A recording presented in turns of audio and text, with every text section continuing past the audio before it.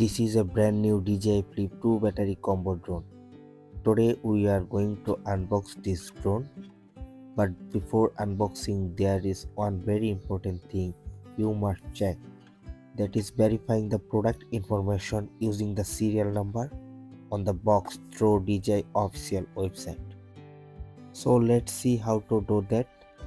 Watch the full video to understand the complete process. First take your phone, then go to Google and search for DJI check serial number. Click on the first link that appears in the search result.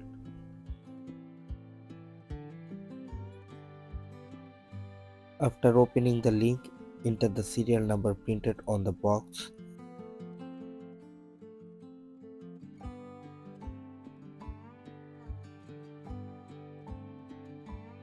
And then tap on the check button.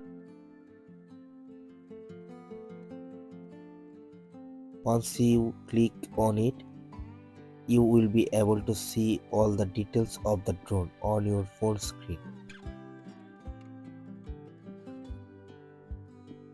You can check whether the drone has been activated before, whether any warranty service has been used, and how many days of warranty are still remaining.